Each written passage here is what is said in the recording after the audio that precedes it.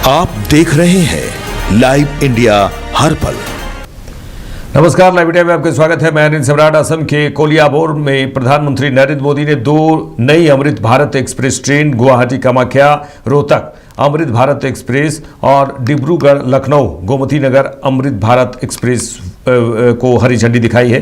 प्रधानमंत्री नरेंद्र मोदी ने इस दौरान कहा है कि आज बीजेपी पूरे देश में लोगों की पहली पसंद बन गई है। बीते 1-1.5 वर्षों से बीजेपी पर देश का भरोसा लगातार बढ़ता जा रहा है। हाल ही में बिहार में चुनाव हुए, वहां 20 वर्ष बाद भी जनता ने बीजेपी को रिकॉर्ड वोट दिए, रिकॉर्ड सीटें जिताई हैं। जो 2 दिन पहले ही महाराष्ट्र के बड़े शहरों में मेयर और पार्षदों के चुनाव परिणाम आए। मुंबई, जो दुनिया के सबसे बड़े निगमों में से एक है, वहां की जनता ने पहली बार बीजेपी को रिकॉर्ड जनादेश दिया है। जीत मुंबई में हो रही है, जश्न काजीरंगा में मनाया जा रहा है। महाराष्ट्र के साथियों, आज बीजेपी पूरे देश में लोगों की पहली पसंद बन गई है।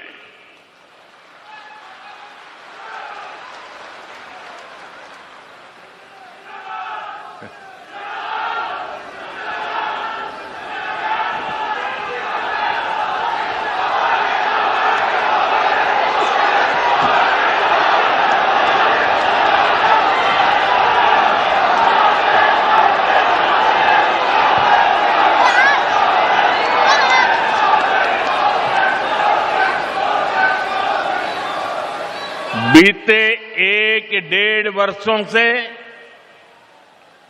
बीजेपी पर देश का भरोसा लगातार बढ़ता जा रहा है। हाल ही में बिहार में चुनाव हुए,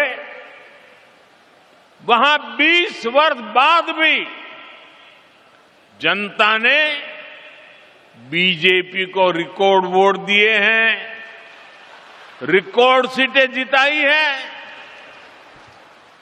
2 दिन पहले ही महाराष्ट्र के बड़े शहरों में मेयर और पार्षदों के चुनाव परिणाम आए हैं। मुंबई,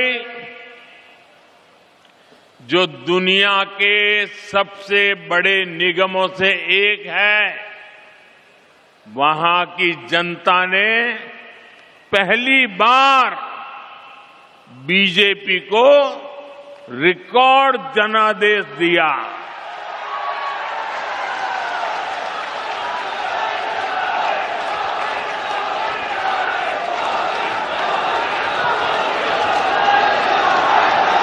देखिए, जीत मुंबई में हो रही है, जश्न काजीरंगा में मनाया जा रहा है।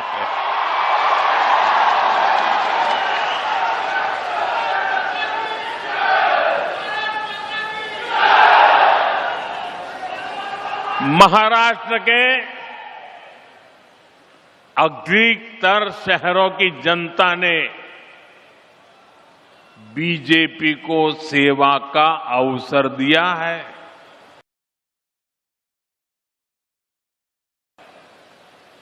साथियों, आज बीजेपी पूरे देश में लोगों की पहली पसंद बन गई है।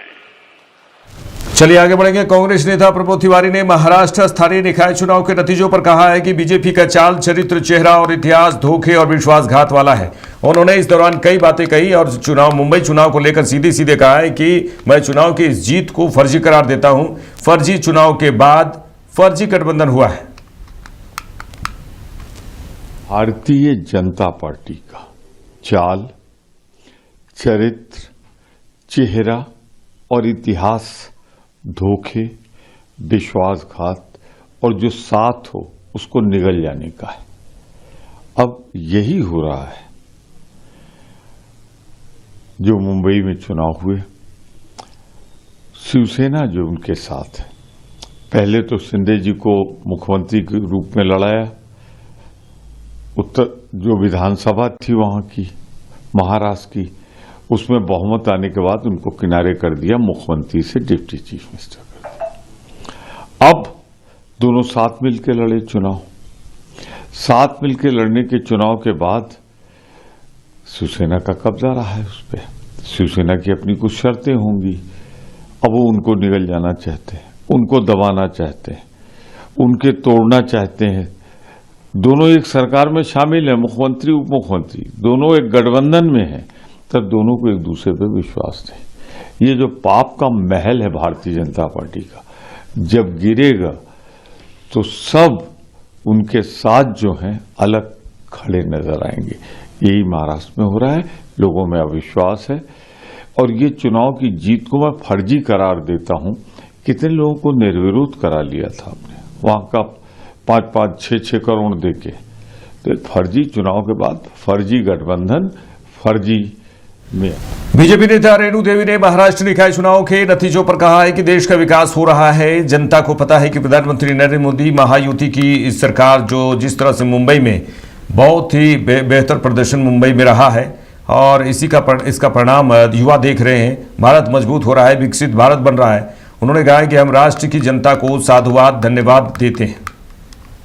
देखिए, सबसे बड़ी बात है कि देश का विकास हो रहा है और हर जनता, महाराष्ट्र की जनता, एक एक जनता को पता है कि माननीय नरेंद्र मोदी, वहाँ पे जो यूटी की सरकार है हमारी देवेंद्र फडणवीस के ये में सभी लोग मिलके काम कर रहे हैं और उस काम का जो परिणाम हुआ है सो आज यूथ देख रहा है, महिलाएं देख रही हैं, बच्चे देख रहे हैं, बूढ़े देख रहे हैं कि भारत का विकास हो रहा है, भारत एक मजबूत बन रहा है, विकसित भारत बन रहा है।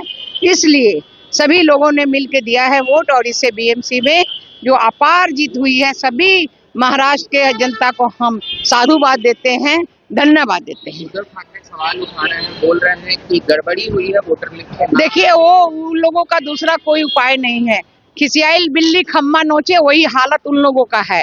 अब नहीं चाहती है कोई भी जनता कि हमें किसी की सरकार चाहिए, काम करने वाली सरकार चाहिए, जनता को देखने वाली सरकार। आखिरी सवाल रहेगा मैम, फूल सिंह जो कि कांग्रेस के विधायक है, उन्होंने कहा है कि दलित महिलाएं या फिर पिछड़ी जाति की महिलाओं के साथ रेप करिए पूर्ण होगा, ये लिखा हुआ है। देखिए, ये कहीं भी कहीं कुछ नहीं है। उनको तो शर्म आनी चाहिए कि अपनी माँ, बेटी, बहनों को इस तरह से महिलाओं को कहते हैं, उनके मुंह में शर्म आनी चाहिए। प्रधानमंत्री नरेंद्र मोदी ने Kaziranga elevated corridor project NH 715 के कालियाबोर नुमालीगढ़ सेक्शन की 4 लेनिंग में के मॉडल को रिव्यू किया, जिसे 6,950 करोड़ से ज्यादा की लागत से बनाया जा रहा है। असम सरकार में मंत्री केशव महंत ने प्रधानमंत्री नरेंद्र मोदी के असम दौरे पर कहा है कि काजीरंगा एलिवेटेड कॉरिडोर को लेकर हम बहुत दिनों से प्रयास कर रहे थे, जिसे प्रधानमंत्री नरेंद्र मोदी ने पूरा किया है। प्रधानमंत्री नरेंद्र मोदी यहां 1.5 लाख लोगों को संबोधित भी किए। आज माननीय प्रधानमंत्री, यशस्वी प्रधानमंत्री नरेंद्र मोदी जी कोलियाबर का मौसंदा पठार में थोड़ा बाद में इधर अवतरण होगा। हम लोग का जो एलिवेटेड कॉरिडोर का बहुत दिन का हम लोग का प्रयास था। ये प्रयास मोदी जी ने हम लोग का पूरा किया। हम लोग अधीर अपेक्षा में है उनका ये शिलान्यास के लिए। और प्रकृति का साथ हम जो सुरक्षित करने के लिए जो पदक्षेप लिया है, ये मोदी जी का एक महान पदक्षेप है। तो इसका अलावा मेगा रैली भी वो संबोधित करने जा रहे हैं। हाँ, इधर में 1.5 लाख लोग समवेत हुआ है। 1.5 लाख लोग को संबोधन करेगा। उत्तर प्रदेश के लखनऊ में मुख्यमंत्री योगी आदित्यनाथ ने हेल्थ टेक कॉन्क्लेव 1.0 में शामिल हुए। उत्तर प्रदेश के मुख्यमंत्री योगी आदित्यनाथ ने हेल्थ टेक कॉन्क्लेव 1.0 में कहा कि इस क्षेत्र का जो सबसे बड़ा कंज्यूमर मार्केट है वह उत्तर प्रदेश है। उत्तर प्रदेश यानी 25 करोड़ के इस आबादी के साथ ही अगल बगल के राज्य के जो राज्य हैं वहाँ की भी और कई देशों की स्वास्थ्य सुविधा का भार भी उत्तर प्रदेश में आता है। उत्तर प्रदेश सरकार ने प्रधानमंत्री की प्रेरणा से उनके मार्गदर्शन में भारत सरकार के साथ मिलकर पिछले 8-9 वर्षों के अंदर स्वास्थ्य क्षेत्र में व्यापक परिवर्तन करने में सफलता प्राप्त की है। 2017 में पहले उत्तर प्रदेश में सरकारी और निजी क्षेत्र को मिलाकर कुल 40 मेडिकल कॉलेज थे और उत्तर प्रदेश में वर्तमान 81 मेडिकल कॉलेज क्रियाशील हैं।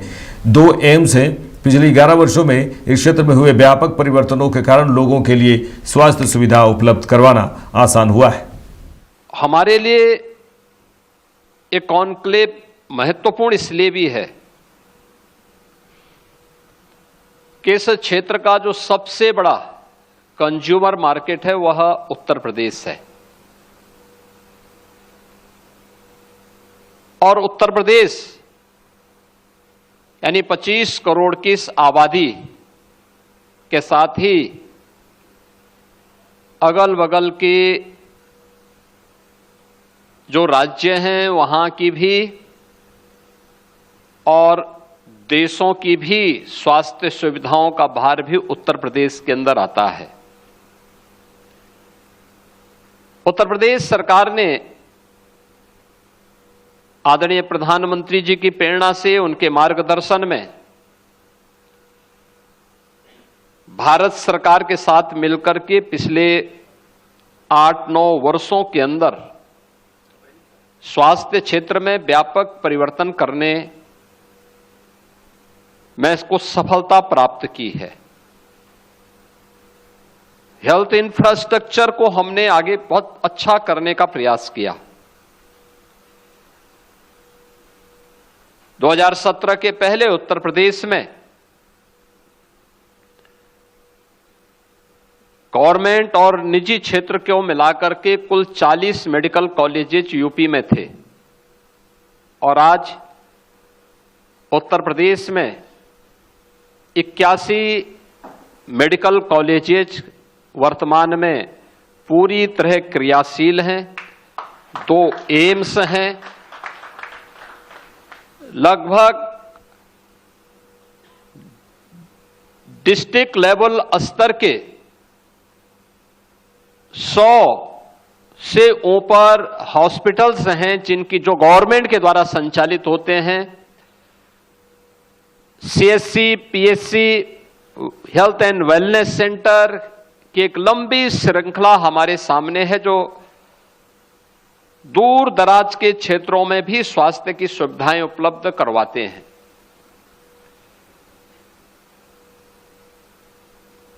मैंने जो प्रारंभ में कहा कि 25 करोड़ की आबादी अकेले उत्तर प्रदेश की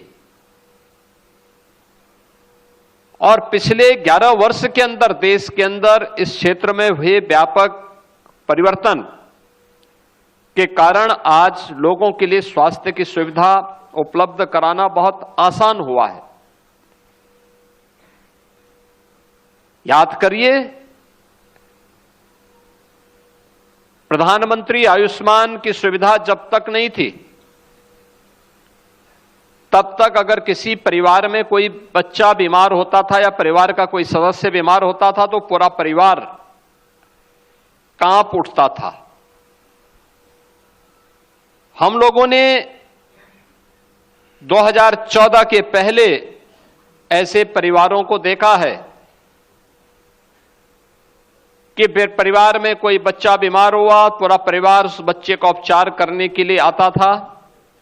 पैसा समाप्त होता था, उसके बाद उस बच्चे को लेके जाते थे या उस बीमार व्यक्ति को वापस घर लेकर के चले जाते थे, क्योंकि तब न सरकार के स्तर पर कोई सहयोग होता था और न ही उत्तर प्रदेश जैसे राज्य में स्वास्थ्य की सुविधा इतनी मजबूत ही थी। लेकिन पिछले 11 वर्ष के अंदर स्वास्थ्य की सुविधाओं में हुए व्यापक परिवर्तन, हेल्थ इंफ्रास्ट्रक्चर का और मजबूत होना और प्रधानमंत्री जन आरोग्य योजना के अंतर्गत आयुष्मान के गोल्डन कार्ड की उपलब्धता, आज अकेले उत्तर प्रदेश में 5.5 करोड़ परिवार, 5.5 करोड़ गोल्डन कार्ड हम लोगों ने जारी किए हैं, जिन्हें हम आयुष्मान की सुविधा से 5 लाख रुपए प्रतिवर्ष स्वास्थ्य की सुविधा उपलब्ध करवा रहे हैं। जेडीयू नेता अभिषेक झा ने विधानसभा में नेता प्रतिपक्ष तेजस्वी यादव द्वारा पार्टी नेताओं के साथ बैठक करने पर कहा कि विपक्ष के नेता अपनी भूमिका को नहीं समझते हैं। चुनाव में हार जीत लगी रहती है और यही लोकतंत्र की खूबसूरती है। होना तो ये चाहिए था कि वे सकारात्मक विपक्ष के रूप में सरकार की नीतियों में जो कमियां उन्हें दिखती है, जनता की आवाज बनकर वे उसे बुलंद करते, लेकिन वे तो घूमने बाहर चले गए।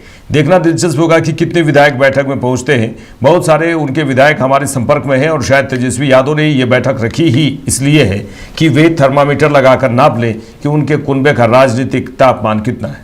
बड़ी देर कर दी मेहरबा आते आते 40-40 दिन का इलेक्शन का हैंगओवर मिटाए विदेश में जाकर के। अरे भाई, विपक्ष के नेता अपनी भूमिका को नहीं समझते हैं। चुनाव में जीत हार लगी रहती है, लोकतंत्र की यह खूबसूरती है। होना तो ये चाहिए था कि सकारात्मक विपक्ष के रूप में अगले ही दिन से सरकार की नीतियों में जो कमियां खामियां उनको दिखती, जनता की आवाज़ को देख बनकर वो उसको बुलंद करते, लेकिन वो तो बाहर चले गए थे। अब घूम घाम कर आए हैं तो सोच रहे हैं कुछ कोरम पूरा करना है, तो कभी विधायकों के साथ बैठकें होनी है, सांसदों के साथ बैठकें होनी है। खबरें यार देखना दिलचस्प होगा कितने विधायक पहुंचते हैं, नहीं पहुंचते हैं। मालूम चला अगर कुछ विधायक नहीं पहुंचे तो आप मीडिया के साथियों को इससे भी ज्यादा रोचक खबर मिल जाएगी कि अमुक अमुक विधायक नहीं पहुंचे, लगता है एनडीए के संपर्क में तो नहीं है। हालांकि मैं ही आपको एक सूत्र वाली खबर दे दूं, बहुत सारे उनके विधायक हमारे संपर्क में हैं और शायद तेजस्वी जी ने यह मीटिंग रखी ही इसलिए है कि जरा थर्मामीटर लगाकर नाप लें कि उनके कुनबे का राजनीतिक टेम्परेचर कितना। बिहार सरकार में मंत्री दिलीप जायसवाल ने महाराष्ट्र स्थानीय निकाय चुनाव के नतीजों पर कहा है कि महायुति और बीजेपी ने वहां मिलकर चुनाव लड़े। लोगों ने महागठबंधन में दोनों पार्टियों को बहुमत भी दिया है, इसलिए वहां पर सब मिलकर आगे निकाय या बीएमसी को चलाएंगे। शिवसेना यूबीटी प्रमुख उद्धव ठाकरे के बयान पर उन्होंने कहा कि हारने वाले लोग इसी तरह का आरोप लगाते हैं। जो लोग हारते हैं उनका आरोप यही होता है। इस तरह का भ्रामक प्रचार और विभिन्न तरह की आशंकाएं लोग करते रहते हैं। महायुति और भारतीय जनता पार्टी वहां मिलकर चुनाव लड़ी है और लोगों ने मैंडेट भी दोनों को गठबंधन में दिया है, इसलिए वहां पर बीएमसी में या महाराष्ट्र के नगर पालिका में जो है सब मिल करके और आगे के लिए जो है निकाय को और बीएमसी को चलाएंगे। उद्धव ठाकरे उन्होंने ये कहा है कि चुनाव के नतीजे कभी अजीब तरह का नकदी से लेकर हमारे उम्मीदवारों तक का अपहरण सभी तरह के हथकंडे अपनाए गए। वो तो हारने वाले इसी तरह का आरोप लगाते हैं, जो भी हारते हैं उनका आरोप यही होता है। प्रयागराज के त्रिवेणी संगम पर चल रहे माघ मेले की तस्वीर आपको हम दिखाने जा रहे हैं। माघ मेले के तीसरे प्रमुख स्नान पर मौनी अमावस्या के दिन बड़ी संख्या में श्रद्धालु स्नान के लिए त्रिवेणी संगम पर पहुंच रहे हैं। सनातन धर्म और संस्कृति के संवाहक माघ मेला के सबसे बड़े स्नान पर मौनी अमावस्या पर संगम के पवित्र जल में स्नान करने के लिए श्रद्धालु उमड़ पड़े हैं। पुणे की लालसा में स्नान दान एक दिन पहले आरंभ हो गया। मेला प्रशासन ने दावा किया है कि करीब करीब 1.5 करोड़ श्रद्धालुओं ने पुण्य की डुबकी लगाई। वहीं आपको बता दें कि अमावस्या लगने के बाद भक्ति का वेग बढ़ गया। ठंड और कोहरा के बीच श्रद्धालु संगम की ओर बढ़ने लगे और हर हर गंगे का उद्घोष करते हुए संगम में डुबकी लगाई। हर दिन वहां भीड़ काफी बढ़ रही है।